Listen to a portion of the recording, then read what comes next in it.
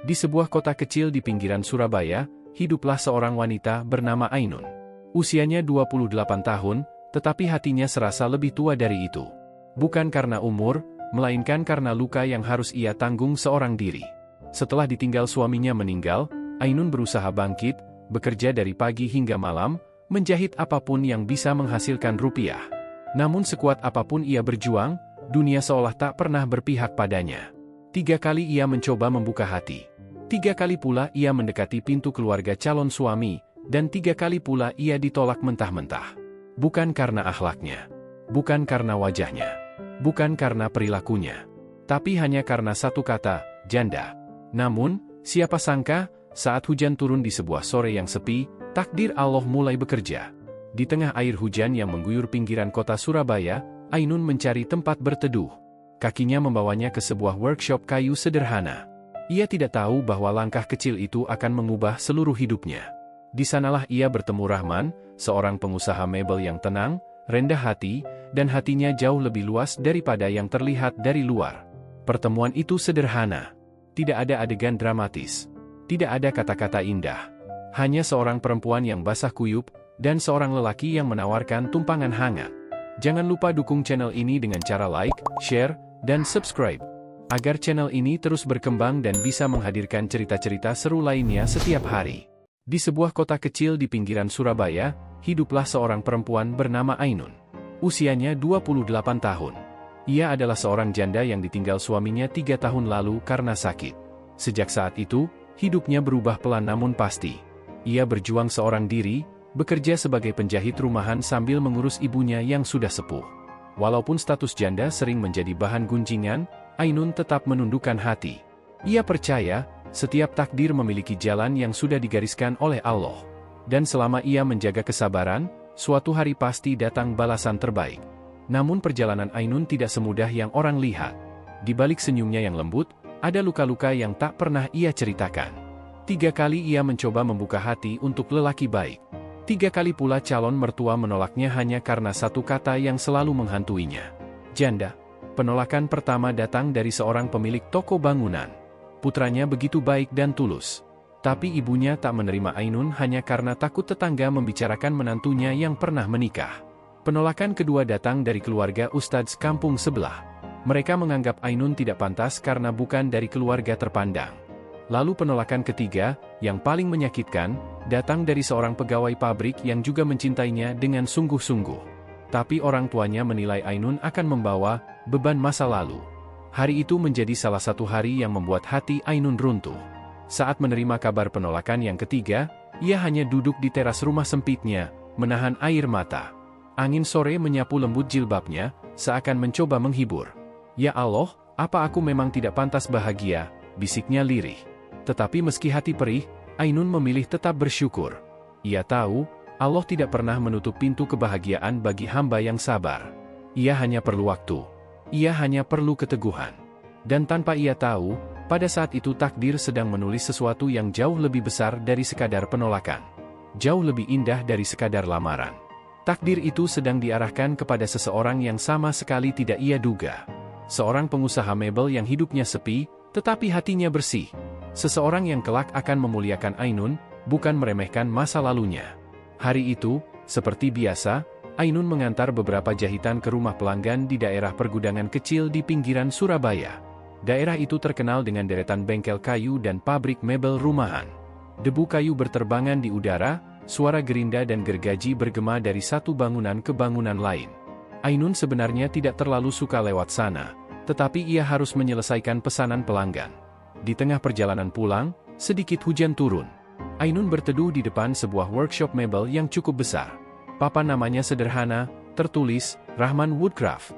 Dari dalam terdengar suara beberapa pekerja tertawa kecil. Ainun berdiri sambil menunduk, memeluk map berisi kain agar tidak basah. Tidak lama, pintu workshop terbuka. Seorang pria berusia 30-an keluar sambil membawa gelas kopi. Tubuhnya tinggi, kulitnya coklat matang akibat sering bekerja di luar. Wajahnya tenang dan ramah. Dialah Rahman, pemilik usaha mebel tersebut. Ia menghentikan langkah ketika melihat Ainun berdiri basah kuyup di depan pintu. "Ibu mau berteduh di dalam saja, biar tidak kehujanan," ucapnya sopan. Ainun sedikit terkejut. Tidak usah merepotkan, Pak. Di sini saja tidak apa-apa. Cuma nunggu hujannya agak reda. Namun Rahman menggeleng. Tidak merepotkan sama sekali. Saya tidak enak kalau ada tamu kehujanan di depan bengkel saya. Ainun akhirnya mengangguk pelan. Ia masuk dengan langkah malu-malu. Di dalam, para pekerja sibuk mengamplas kayu, tetapi mereka tetap menunduk hormat ketika Rahman memperkenalkan Ainun sebagai tamu. Rahman kemudian menyodorkan handuk kecil. Untuk mengeringkan jilbabnya, Bu. Ainun tersenyum kikuk. Terima kasih, Pak. Rahman, ujarnya. Panggil saja saya Rahman. Ainun mengangguk lagi. Ada sesuatu dari cara bicara Rahman yang membuatnya nyaman. Bukan karena ia terlalu ramah. Bukan pula karena ia berusaha menarik perhatian. Justru karena ia sederhana. Biasa saja. Tapi sopan, santun, dan penuh adab. Saat hujan reda, Ainun pamit. Rahman mengantar sampai pintu, lalu berkata kalimat yang membuat hari itu terasa berbeda. Kalau lewat sini lagi dan hujan turun, jangan ragu berteduh ke sini lagi, Bu Ainun. Ainun menoleh, sedikit kaget. Dia bahkan belum memperkenalkan namanya. Dari pelanggan Bu Sari saya pernah dengar nama ibu, jelas Rahman sambil tersenyum. Ainun membalas senyum kecil itu, kemudian berjalan pulang sambil membawa perasaan aneh yang belum pernah ia rasakan sejak lama. Ada sesuatu yang hangat, lembut, dan jujur. Ia tidak tahu bahwa percakapan singkat itu akan menjadi awal dari sesuatu yang besar. Sesuatu yang kelak mengubah statusnya dari perempuan yang ditolak 3 calon mertua, menjadi istri yang dimuliakan oleh seorang pengusaha mebel berhati luhur. Sejak hari Ainun berteduh di workshop itu, hidupnya seperti punya warna baru. Bukan karena ia langsung menyukai Rahman, tapi karena sikap lelaki itu berbeda dari banyak pria yang pernah ia temui. Sopan, lembut, namun tegas. Tidak berlebihan. Tidak dibuat-buat. Beberapa hari kemudian, Ainun harus kembali melewati daerah pergudangan untuk mengantar hasil jahitan. Saat berjalan melewati workshop Rahman, ia mendengar suara langkah dari dalam. Pintu terbuka, dan Rahman muncul sambil membawa papan ukiran kecil. Bu Ainun, lewat sini lagi, tanyanya ramah. Ainun mengangguk. Iya, Pak Rahman. Ada pesanan yang harus diantar. Rahman mengangguk sambil tersenyum. Kalau tidak keberatan, mampir sebentar. Ada sedikit yang ingin saya kasih. Ainun sempat bingung, tetapi ia mengikuti. Rahman mengambil sebuah bingkai kecil dari meja kerjanya. Di dalamnya terukir tulisan halus berbunyi, sabar adalah pintu pertolongan. Saya buat ini khusus, ucap Rahman. Waktu ibu berteduh, saya lihat wajah ibu seperti sedang menahan banyak hal. Saya tidak tahu apa masalahnya, tapi mungkin ukiran ini bisa menemani hari-hari ibu. Ainun terdiam. Dadanya terasa hangat dan sedikit nyeri sekaligus. Tidak ada laki-laki yang pernah memberikan sesuatu dengan cara sehalus ini. Bukan hadiah mahal. Bukan sikap yang berlebihan. Hanya sebuah ukiran sederhana yang mengandung perhatian tulus. Terima kasih, Pak Rahman, ujar Ainun dengan suara pelan. Saya benar-benar menghargainya. Rahman tersenyum tipis. Kalau ibu butuh apa-apa, termasuk tempat untuk sekadar duduk dan menenangkan diri, bengkel saya selalu terbuka. Hari itu Ainun pulang dengan langkah pelan. Ukiran kayu itu ia genggam erat. Entah mengapa, kata-kata Rahman terasa masuk ke dalam hatinya. Ia merasa didengar tanpa harus bercerita. Diperhatikan tanpa dihakimi. Dipahami tanpa diminta. Suatu siang, saat Ainun hendak pulang dari mengantar jahitan, ia kembali melewati workshop Rahman. Pintu bengkel terbuka lebar. Para pekerja sedang memindahkan tumpukan kayu jati ke bagian dalam. Ketika salah satu pekerja hampir kehilangan keseimbangan, Rahman langsung menolong dengan cepat. Ainun memperhatikan dari kejauhan. Ada sesuatu yang membuatnya berhenti. Sosok Rahman terlihat sederhana tetapi penuh wibawa. Tegas, namun kalem. Kuat, namun lembut. Penuh rasa tanggung jawab. Dan yang paling jelas, ia tidak pernah memandang rendah siapapun. Saat seorang pekerja melihat Ainun lewat, ia memberi isyarat pada Rahman. Pak, itu Bu Ainun lewat. Rahman menoleh, lalu segera menghampiri dengan senyum ramah.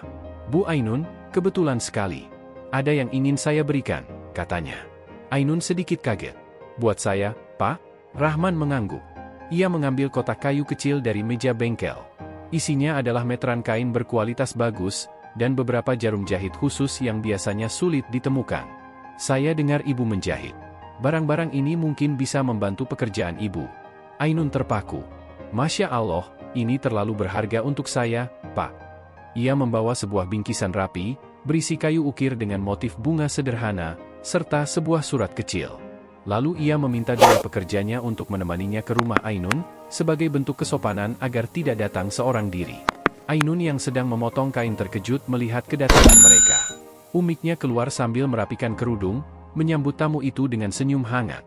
Rahman menunduk hormat. Bu Ainun, maaf jika kedatangan saya mengganggu. Umminya tersenyum. Tidak mengganggu. Silakan duduk. Rahman menaruh bingkisan itu di meja kecil. Tangannya terlihat sedikit bergetar, namun suaranya tetap tenang. Saya datang sebagai laki-laki yang ingin meluruskan niat. Saya melihat Ainun sebagai perempuan yang baik, kuat dan sabar. Dan saya memuliakan itu. Ainun menunduk. Dadanya seperti dihantam gelombang hangat yang sulit dijelaskan. Rahman melanjutkan dengan suara lebih pelan. Jika Ummu dan Ainun berkenan, saya ingin melamar Ainun. Bukan karena kasihan, bukan karena kesibukan saya membutuhkan seorang istri, tapi karena saya merasa Allah menunjukkan jalan ini sejak hari itu, ketika ia berteduh di depan workshop saya. Ruangan itu hening. Sangat hening. Hanya suara detak jam dinding yang terdengar. Umminya mengusap mata Ainun yang mulai berkaca-kaca. Nak, 3 kali calon mertua menolakmu. Tapi lihat sekarang, Allah datangkan laki-laki yang menghargaimu, bukan menilaimu dari masa lalu. Ainun menangis pelan. Bukan karena sedih, tapi karena rasa lega yang selama ini ia tahan. Ia mengangkat wajahnya dan berkata dengan suara bergetar namun tegas. Jika rida, dan jika Allah rida, saya menerima lamaran ini, Pak Rahman. Rahman menunduk, menahan emosi yang tak bisa ia sembunyikan. Alhamdulillah, terima kasih, Bu Ainun. Insya Allah, saya akan menjaga ibu dengan sepenuh hati saya. Beberapa minggu kemudian, di sebuah masjid kecil dekat sungai, Ainun dinikahkan dengan Rahman. Suasana sederhana, namun penuh hikmat. Para pekerja Rahman hadir, beberapa pelanggan Ainun hadir, dan wajah keduanya dipenuhi kebahagiaan yang tenang, kebahagiaan yang tumbuh dari luka yang disembuhkan Allah. Banyak orang yang dulu meremehkan Ainun terkejut ketika tahu ia menikah dengan seorang pengusaha mebel yang sukses dan terhormat. Namun Ainun tidak pernah membalas dengan kesombongan. Ia hanya tersenyum dan berkata, "Yang penting bukan siapa yang menolakmu, tapi siapa yang menerima niat baikmu dengan tulus." Dan benar adanya, setelah ditolak oleh 3 calon mertua, Allah justru mempertemukan Ainun dengan seorang lelaki yang tidak menilai masa lalunya, melainkan memuliakan hatinya. Sebuah takdir indah yang datang lewat hujan sore di pinggiran Surabaya. Sebuah takdir yang meneguhkan bahwa kesabaran tak pernah sia-sia.